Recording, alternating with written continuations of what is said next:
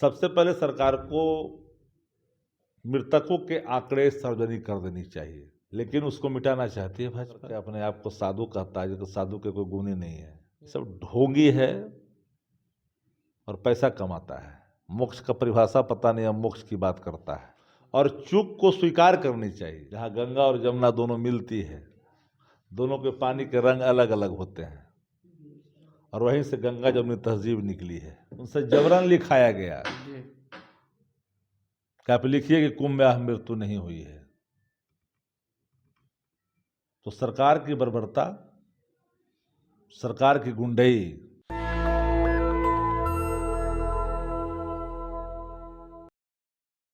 नमस्कार, आप देख रहे हैं नेशनल दस्तक और मैं हूं आपके साथ अमन। महाकुंभ को लेकर लोकसभा में बवाल मचा हुआ है। बजट पेश हुआ है, उसके बाद बजट पे भी लगातार विपक्ष सत्ता पक्ष के नेताओं को घेर रही है और महाकुंभ को लेकर के भी।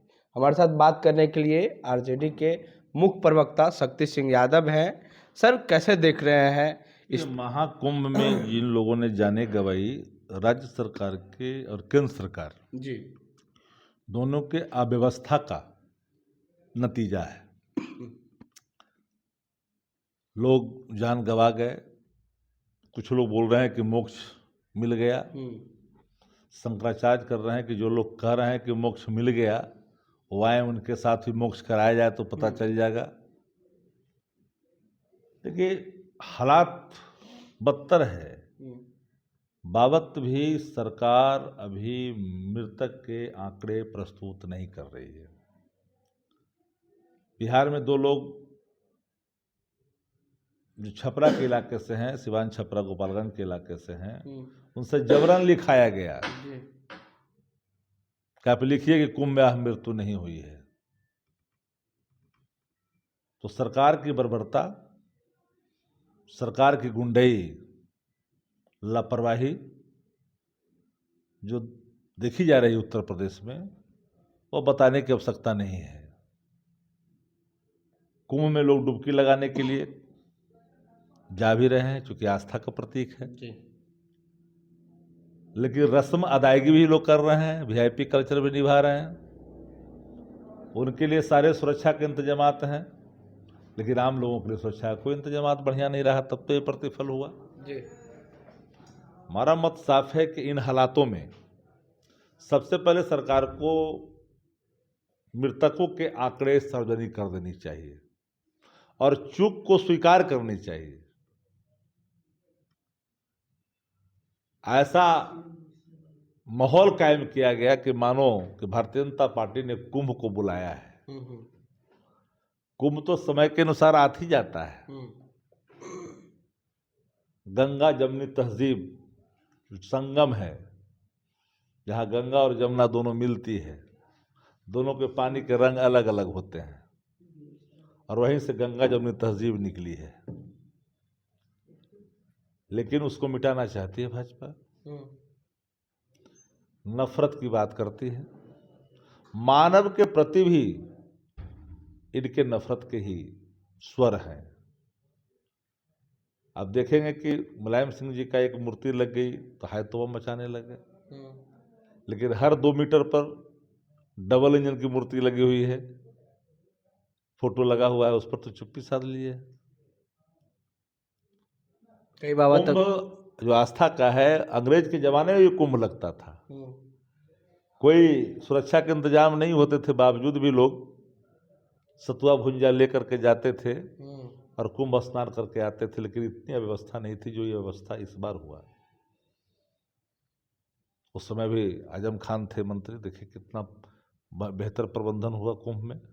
इसमें आपको क्या लगता है सर, पॉलिटिक्स है बीच में, कहीं षड्यंत्र है? देखिए, पूरी तौर पर इसमें अव्यवस्था के कारण ही मौतें हुई है। ये नेग्लिजेंसी गवर्नमेंट की है, उनके तैयारियों की है, उनके आकलन का है, और इसके कारण लोगों ने मौत को गले लगा लिया। लेकिन नौपेड़िया जो आजकल आवरण बना करके अपने आप को साधु कहता है, जो साधु के कोई गुण ही नहीं है, ये सब ढोंगी है और पैसा कमाता है। आपने भी एक बाबा का जिक्र किया, धीरेन्द्र शास्त्री उनका नाम है। उनका कहना है कि जो लोग मरे हैं, जो भगदड़ में जिनकी जान गई है, उनको मोक्ष मिला। वही बात तो कर रहे हैं जी। कि मोक्ष वह भी जाके ले ले उसी रूप में जो कह रहा है, वो मोक्ष ले लेना। मोक्ष का परिभाषा पता नहीं, अब मोक्ष की बात करता है। ऐसे लोगों को, जो लोग साधु का भेष धारण करता है और लग्जरियस जीवन जीता है, तो जनता को बेवकूफ बना रहे, भोली भाली जनता को। मानव से मानव का प्रेम होना चाहिए, घृणा नहीं होनी चाहिए। उनको भी करा दो, मोक्ष करा दो उनको भी इसी कुंभ में, तो पता चल जाएगा कि मोक्ष हुआ कि नहीं। एक और सवाल लेते हैं सर, क्या कुंभ में एक ही भगदड़ हुआ था या दोबारा भी भगदड़ हुई थी? नहीं, 2 बार की घटना आ रही है, उसकी पुष्टि शासन के द्वारा अभी तक नहीं की गई है। प्रशासन। पंडालों में आग भी लगे हैं। देखिए, धर्म में जहाँ पर आडंबर होगा, धर्म के नाम पर खिलवाड़ होगा, तो उसका नेगेटिव असर हो जाता है। जी। तो सर क्या लगता है, करोड़ों रुपया खर्च करके इस मेला का आयोजन किया गया 144 वर्ष बाद, हमने का हर बार 144 वर्ष बोला गया है। हाँ, और उसके बाद भी हर बार 144 व्यवस्था, हर बार 144 बार साल बोला गया है। हाँ, आप जान लीजिए। जी जी जी। देखिए, जो गुमा अमावस्या है, मौनी अमावस्या, उस दिन का महत्व था जी। उसी दिन हुआ व्यवस्था, हाँ, उसी दिन हुआ जी। भगदड़, उसी दिन लोग मौत को गले लगाए। हाँ। तैयारी नहीं थी। तो मोदी क्या चाहते हैं सर? डबल इंजन की सरकार है, क्या चाहे उनको? क्या मतलब है देश के किसान से, नौजवान से, आम और आवाम से? प्राइम मिनिस्टर है वो। नहीं, कोई मतलब नहीं उनको। मतलब है कारपोरेट घराना से, वो कोई मतलब नहीं है। देश कहीं जाए, किसान कहीं जाए, नौजवान कहीं जाए, इंसान कहीं जाए, कोई मतलब नहीं है। लोकसभा में हंगामा मचा हुआ है। लोकसभा में तो सवाल तो उठेंगे ना, जी जी। सवालों के जवाब तो देने होंगे। अव्यवस्था के कारणों की पड़ताल करनी होगी, उत्तरदायित्व का बोध कराएगी विपक्ष, और आपको जिम्मेदारी लेनी पड़ेगी। एक बिहार के ही है विजय कुमार सिन्हा, उनका कहना है कि इस तरह का छोटी मोटी घटना होती रहती है। अब उनके नज़र में छोटी मोटी घटना है ना, वो तो आपस मंत्री है, 2 नंबर के उप मुख्यमंत्री बराबर है। जैसे पराजय सिन्हा की बात कर रहे हैं, पराजय सिन्हा ऐसे ही बोलते हैं। विजय सिन्हा, वही पराजय सिन्हा ऐसे ही बोलते हैं।